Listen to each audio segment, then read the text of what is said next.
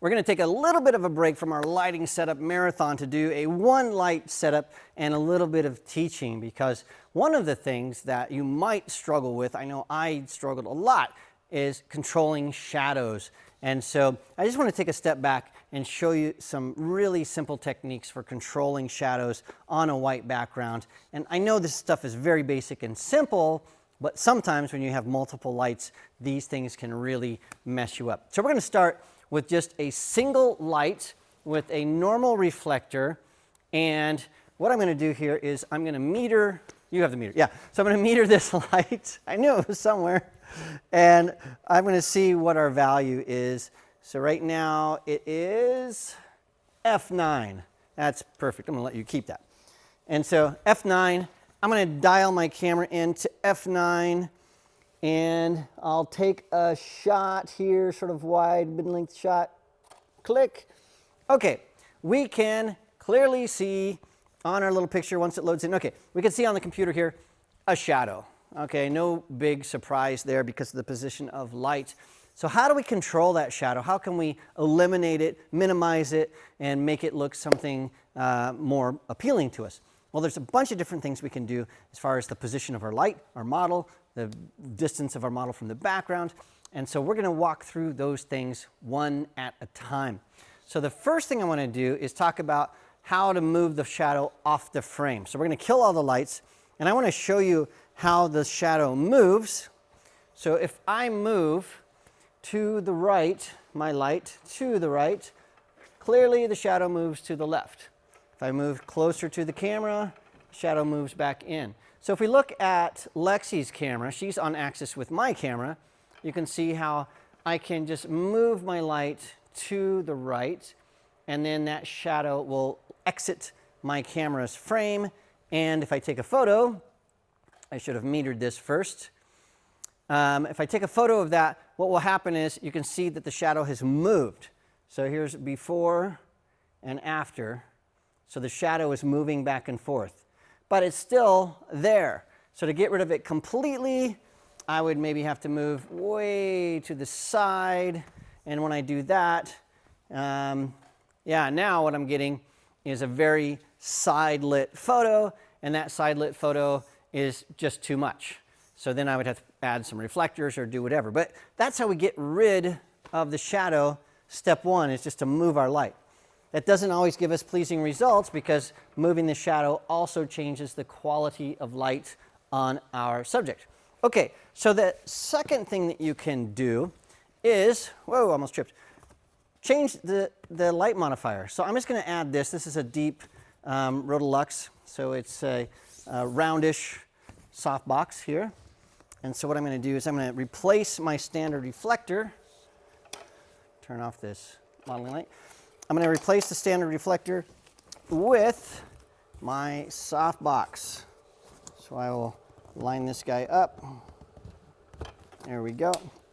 So now that's on there. Now what I'm going to do is I need to meter this again. So make sure that's all on. There it is. Yep. So let me meter this again. First I need to get the light out of my camera's frame. So I'll just take a peek here.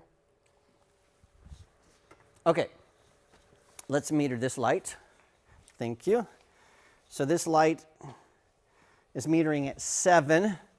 So I'm not really too concerned with my depth of field or anything like that. We're just giving a demo of how this would look. So I'm going to go back to 7. We'll take a photo. Now, what's happened is we have softened the light, and that also softens the shadow. So you can see that shadow is very, very soft. And the light is still pretty directional, low contrast on Teresa, so we can get away with that. The other thing I can do is I can move this even closer to my camera, raise it up just a bit so it's out of the frame. Make sure it's this way. And now, because I have soft light, I'll meter this again. It's 5.6. So normally I'd be changing my light to get exactly what I want.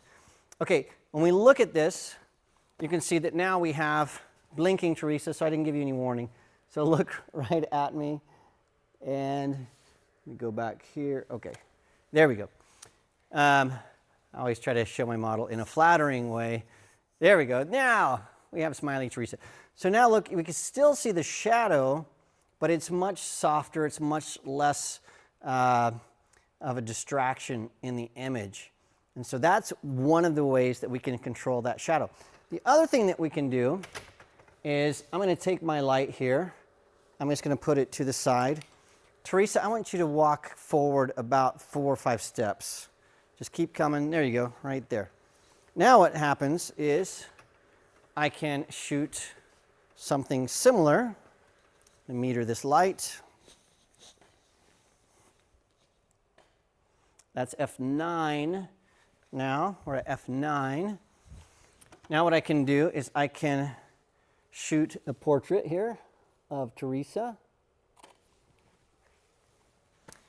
And what we can see is the shadow, it's still there, but because of the distance between Teresa and the background, it's sort of off in the distance.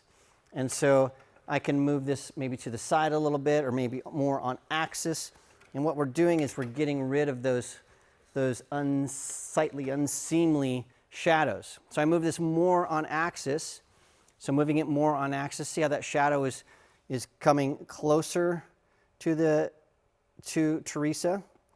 Also, I'm not giving her any warning. So you get blinks, sorry. So we can do that. The other thing I can do is I can take my light modifier and I can move it closer. So I've got that pretty darn close to Teresa, too close. There we go. And then we can play with that just a bit. I forgot to meter the light. Let me meter that again. The other thing you would normally be doing in a studio is you wouldn't be shooting a video at the same time. And so you can see the shadows. That's why the modeling lights are on. So what we're going to do is we're going to turn off these these video lights just for a second. That's F11. So now I can see what I'm doing. With all the video lights, I can't see the shadow. So now I can see if there's a shadow, where it is, and I can see that we have eliminated that pretty much. And I forgot what my meter reading was, 11. And now let's take this same shot, and now we can see that we have no shadow on the background.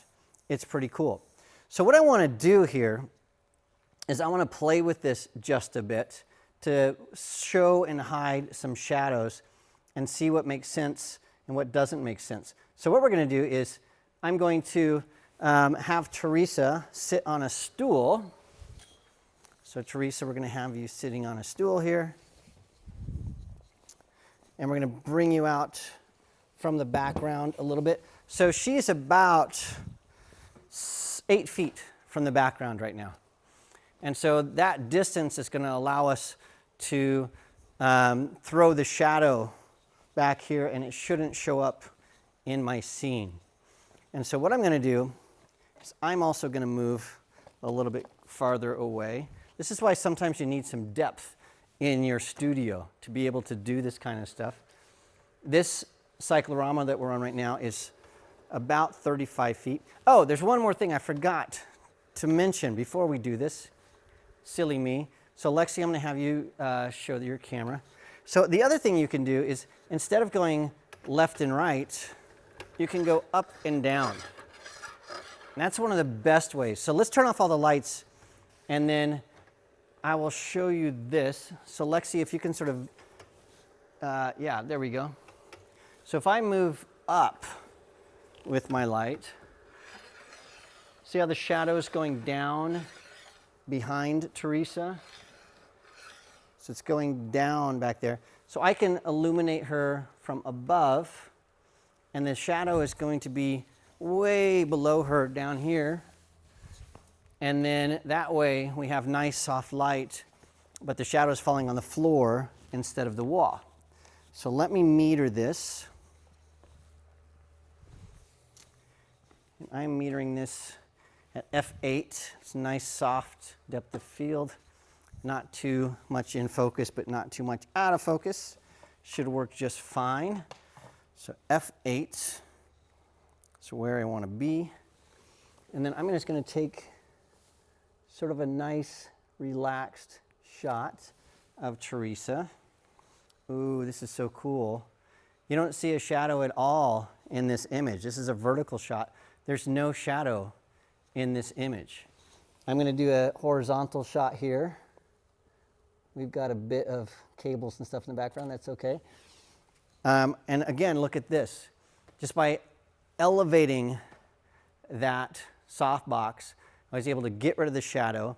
By changing the distance of Teresa from the background, I was able to eliminate that shadow.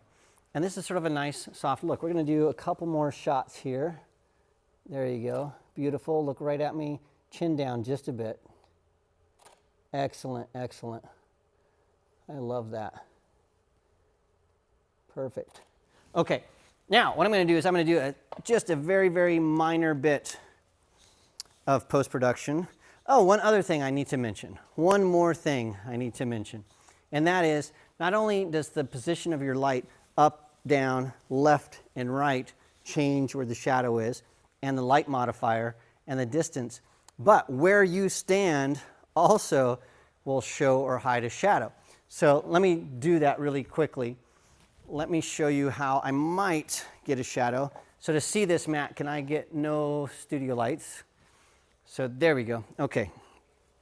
So if I'm up high, elevated, this is such bad composition, but if I was up high, notice we can clearly see the shadow down here on the floor.